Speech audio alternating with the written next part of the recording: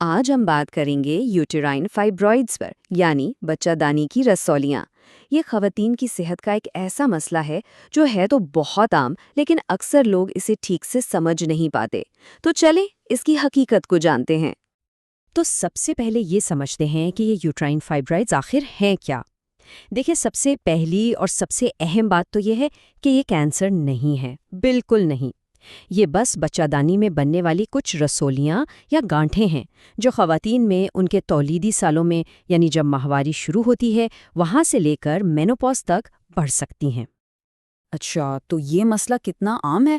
اس کا اندازہ اس بات سے لگائیں کہ انڈیا میں ہوئی ایک تحقیق کے مطابق گائناکالوجی کلینکس میں آنے والی ہر 100 میں سے 25 سے 30 خواتین میں فائبرائڈز کی تشخیص ہوتی ہے۔ مطلب تقریباً 1/3 خواتین۔ یہ واقعی ایک بہت بڑی تعداد ہے۔ تو ٹھیک ہے، یہ اتنا عام مسئلہ ہے، لیکن سوال یہ ہے کہ کسی کو پتہ کیسے چلے گا؟ اس کی علامات کیا ہیں؟ وہ کون سی نشانیاں ہیں جن پر نظر رکھنی چاہیے؟ چلیں اب اس پر بات کرتے ہیں۔ ہوتا یہ ہے کہ جب فائبرائڈز کی وجہ سے بچہ دانی کا سائز بڑھنے لگتا ہے نا، تو وہ اپنے آس پاس کی چیزوں پر دباؤ ڈالتی ہے۔ جیسے اگر مثانے پر دباؤ پڑے تو بار بار پیشاب کی حاجت محسوس ہوتی ہے۔ اگر آنتوں پر دباؤ ہو تو قبض ہو سکتی ہے۔ کچھ لوگوں کو پیٹ میں ایک بھاری پن سا بھی محسوس ہوتا ہے۔ لیکن جو سب سے کامن علامت ہے وہ ہے ماہواری کے دوران بہت زیادہ خون آنا۔ اکثر خواتین اسی شکایت کے ساتھ ڈاکٹر کے پاس جاتی ہیں۔ تو علامات کی بات تو ہو گئی، اب آتے ہیں اگلے سوال پر کہ آخر یہ فائبرائڈز بنتے کیوں ہیں، ان کی وجہ کیا ہے، اور ڈاکٹرز کیسے پتہ لگاتے ہیں کہ یہ مسئلہ موجود ہے۔ چلیں اس پورے پروسیس کو سمجھتے ہیں۔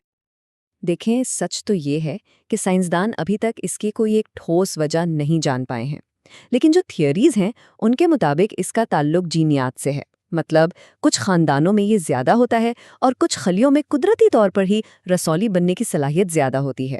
اور ہاں، ہارمونز کا بھی اس میں بڑا ہاتھ ہے۔ اچھا، اس کی تشخیص یعنی اس کا پتہ لگانا کافی سیدھا سا کام ہے۔ سب سے پہلے ڈاکٹر جسمانی معائنہ کرتے ہیں۔ اس سے اندازہ ہو جاتا ہے کہ بچہ دانی کا سائز بڑھا ہوا ہے۔ پھر اس بات کو کنفرم کرنے کے لیے ایک الٹرا ساؤنڈ کیا جاتا ہے۔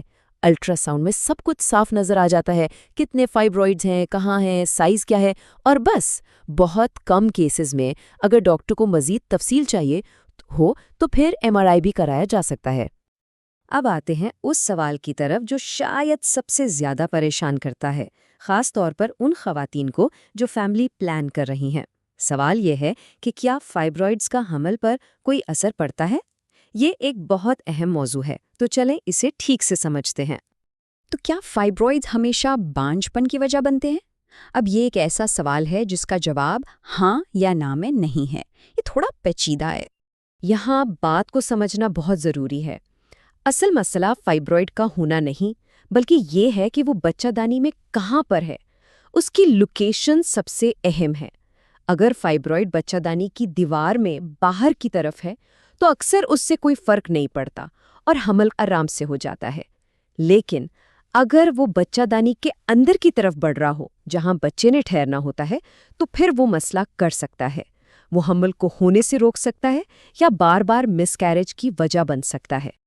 اور فرض کریں کہ کسی کو بڑے فائبرائڈز ہیں اور حمل ہو بھی جاتا ہے، تو بھی کچھ رسک رہتے ہیں، جیسے کہ مس کیریج کا خطرہ بڑھ جاتا ہے، یا ہو سکتا ہے کہ ڈیلیوری وقت سے پہلے ہو جائے۔